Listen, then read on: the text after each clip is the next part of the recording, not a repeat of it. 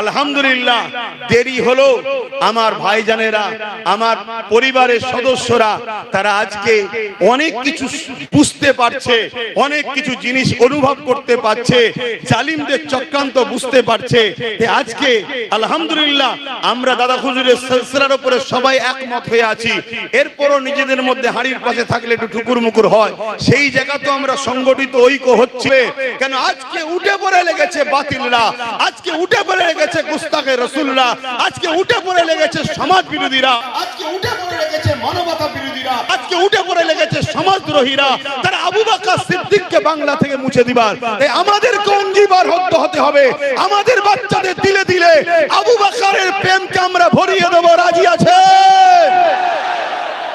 আমরা জানিয়ে দেব আমরা আব্বাস সিদ্দিকের প্রেমিক নই, আমরা নওশাদ সিদ্দিকের প্রেমিক নই। বাকি কারো আমি নাম লব না, আমরা দু ভাই আমাদের নাম নিলাম, বাকি নাম নিলাম সমস্যা হতে পারে। আমরা হলাম শেখ হযরত আবু বকর সিদ্দিক ফুরফুরাবির প্রেমিক, সেই দাদা হুজুরের আওলাদ হিসাবে আমরা সবাইকে সম্মান করি। তার মধ্যে থেকে যার সাথে আমার মতের মিল খাই আমি তাকে উঠা বসা করি, কিন্তু বাকিগুলোকে সম্মান করি, বাকিগুলোকে সম্মান করি, আদব করি, ভালোবাসি, পিয়ার করি। এই শিক্ষা আমি এর আগে দিয়েছি না দিইনি? এটা আওয়াজ দেন আহলে সুন্নাত, এই শিক্ষা দিয়েছি না দিই না? যে খবরদার পীরের লাঠিকেও পীর বলে মানতে হয়। হযরত মুজাদ্দিদ আল-পেসানি তিনি তিনার কিতাব মাকতুবা শরীফের মধ্যে লিখেছেন, খবরদার পীরের লাঠির সঙ্গে বিয়াদবি করো না। অর্থাৎ পীরকে যে সম্মান মর্যাদা দিতে হয় বা পীর সামনে থাকলে যে আদব করতে হয়, পীর যদি লাঠিও রেখে যায় মনে রেখে দিও ওটা পীরের ব্যবহারের জিনিস, সেই বিয়াদবি তুমি করে ফেলো না। এবং পীরের ছায়াতে পা পর্যন্ত দেওয়া নিষেধ।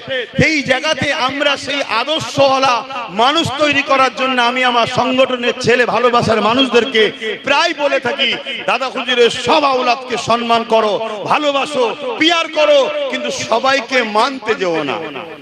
মানবে একজনকে, লেনদেন করবে একজনের সাথে। কেন বলেছি? আমার 5টা দাদুজান ছিলেন, এটা হিংসার কথা নয়। আমাদের 4টে ইমাম, কটা ইমাম? 4টেই হক, 4টেই সত্য, 4টেই ঠিক, 4টেই আহলে সুন্নাত ওয়াল জামাত। কিন্তু মানি, বলুন মানি একটাকে। তাই আমার 5 দাদুজান হুজুর ছিলেন, 5টাই ফুল, 5টাই হক, 5টাই সত্য, 5টাই ঠিক।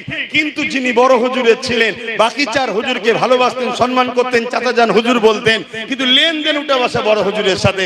যিনি মেজো হুজুরের হাতে হাত দিয়েছিলেন, তিনি বাকি 4 হুজুরকে মহব্বত করতেন, সম্মান করতেন, আদব করতেন, লেনদেন কিন্তু মেজো হুজুরের সাথে। যিনি সেজো হুজুরের ছিলেন, তিনি 4 হুজুরকে সম্মান, মহব্বত, ভালোবাসতেন, চাচাজান হুজুর বলতেন, কিন্তু লেনদেন সেজো হুজুরের সাথে। যিনি 9 হুজুরের মুরিদ ছিলেন, তিনি বাকি 4 জনকে চাচাজান হুজুর বলে সম্মান করতেন, ভালোবাসতেন, লেনদেন উঠা বসা পরামর্শ 9 হুজুরের সাথে। যিনি ছোট হুজুর পীর কেবলার হাতে বায়াত মুরিদ ছিলেন, তিনি বাকি সব হুজুরকে সম্মান, পিয়ার করতেন, কিন্তু লেনদেন ছোট হুজুরের সাথে। আমি ওই ক্ষেত্রেই বুঝাতে চাইছি, আব্বাস সিদ্দিকীকে ভালোবাসো, লেনদেন করো, অন্য হুজুরকে সমালোচনা করবে, এটা কখনো আমার ভালোবাসার মানুষ হতে পারে না। কেন তুমি কার সমালোচনা করছো? সে আমার খুন, সে আমার ভাই, সে আমার আপন। এই জায়গায় শিক্ষা সর্বসময় আমি দিয়েছি। আলহামদুলিল্লাহ আমার ভালোবাসার মানুষেরা সেই আদর্শের উপরে চলছে, এটা আমি গর্বিত। কিন্তু মনে রাখবেন, যুগে যুগে মুনাফিকরাই কিন্তু ফিতনা সবথেকে বড় জড় হয়েছে। প্রকাশ্য দুশমনের থেকেও মুনাফিকরা বড় ক্ষতিকারক হয়েছে।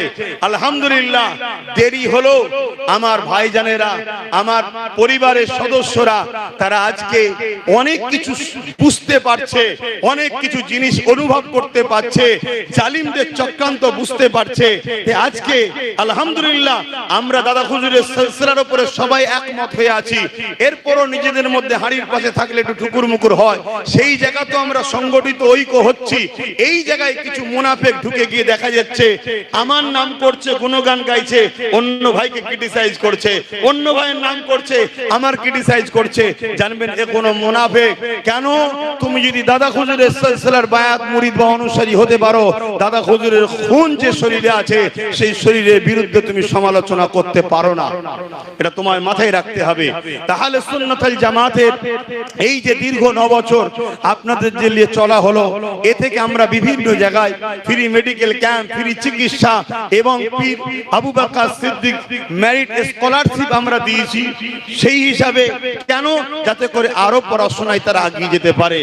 আজকে আমাদের কাছে ভাইকে পেয়েছি, তিনাকে আমরা সংবর্ধনা দিয়েছি এবং ন্যূনতম আহলে সুন্নাত ওয়াল জামাতের পক্ষ থেকে কিছু নজরানা হাদিয়াও তিনাকে আমরা দিয়েছি, যাতে করে তিনি আরো উৎসাহিত হন, আরো এগিয়ে যেতে পারেন, আরো কিতাব খরিদ করে আরো তিনি তিনার রিসার্চের দিকে এগিয়ে যেতে পারেন।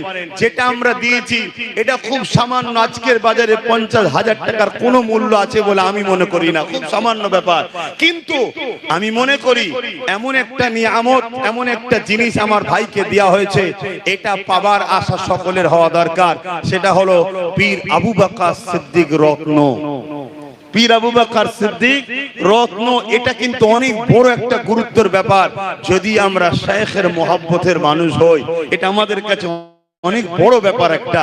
তো যাই হোক, আপনারা এসেছেন বিভিন্ন জায়গা থেকে, জায়গাও আমার শর্ট, এতে আপনাদের কষ্টও হয় প্রতি বছরে। কিন্তু এই 21শে আশ্বিনটা আমি এই দিনে যখন সংগঠনের শুরু করেছিলাম, তাই আমি জানি সবাই ধরবে না, সবাই বসতে পারবে না, এরপরও প্রতি বছরে একটা স্মৃতি বানানো হিসাবে সেলিব্রেশন করে আসছি, একটা স্মৃতি বানাই, একটা ইয়াদগার বানাই খুব ছোট করে। আমার উলামা ভাইয়েরা বিভিন্ন জন বিভিন্ন বক্তব্য দিয়েছে, সবার বক্তব্য ব্যস্ততার দরুন হয়তো শুনে উঠতে পারিনি। মানুষ মাত্র ভুল হয়, কারো যদি বক্তব্যে ভুল হয় অবশ্যই আপনারা জানাবেন, তেনার সঙ্গে পরামর্শ করে সেই বিষয়টাকে অবশ্যই সঠিকটা কি বাকি ব্যাপারটা আলোচনা করে লিয়া হবে। কিন্তু আজকে জাতির মধ্যে যেভাবে ছোট ছোট করে কেটে কেটে সমাজের বুকে উলামাদের বক্তব্যকে ভাইরাল করে আজকে আমাদের মধ্যে দিনের যে ক্ষতি আমরা নিজেরাই করছি, এটাকে একটু হুঁশ রাখা আমাদের দরকার।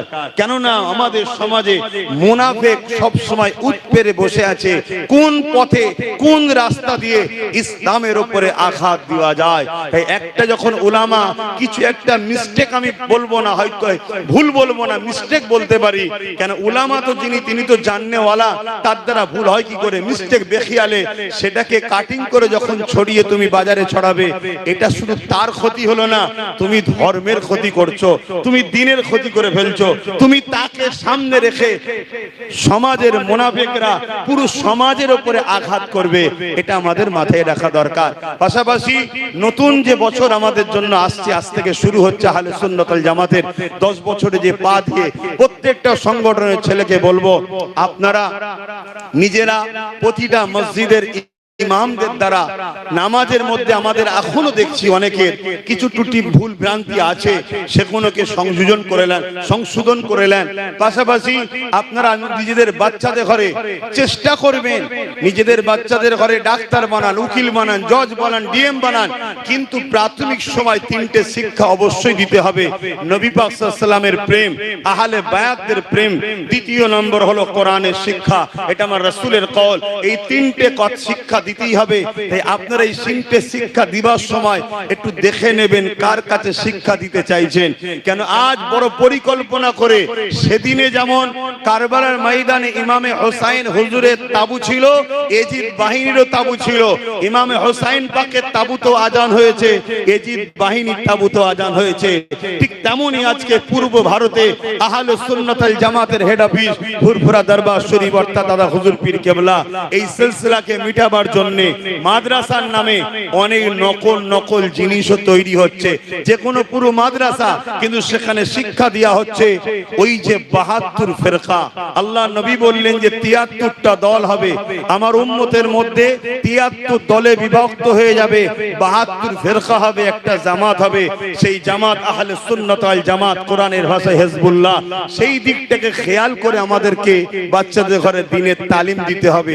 আমরা বড় আশা করি আমার বাচ্চা দ্বীনের তালিম অর্জন করবে, ভালো আশা, কিন্তু আপনি খেয়াল করুন আপনার বাচ্চা নামাজের পাবন্দি খুব সুন্দর শিখেছে, রোজার পাবন্দি খুব সুন্দর শিখেছে, হজের পাবন্দি খুব সুন্দর শিখেছে, সুন্নতের তরিকা খুব সুন্দর শিখেছে, দাড়ি টুপি জুব্বা খুব সুন্দর হয়েছে, মিসওয়াক খুব সুন্দর নিতে পারে, টাকনুর উপরে কাপড় খুব সুন্দর পড়তে পারে, সবটা আপনার বাচ্চা সুন্দর পড়ছে, কিন্তু আপনার বাচ্চার মধ্যে আমার রাসূলের গোস্তাকির মনোভাব আসছে আসছে, নবীর শানকে ছোট করছে, নবীর আজমাতকে ছোট করছে, নবীর রিফাতকে ছোট করছে, নবী পাক সাল্লাল্লাহু আলাইহি ওয়াসাল্লামকে যে মাকাম আল্লাহ দিয়েছে সেই মাকামকে অস্বীকার করছে, পাশাপাশি আউলিয়াদেরকে অস্বীকার করছে।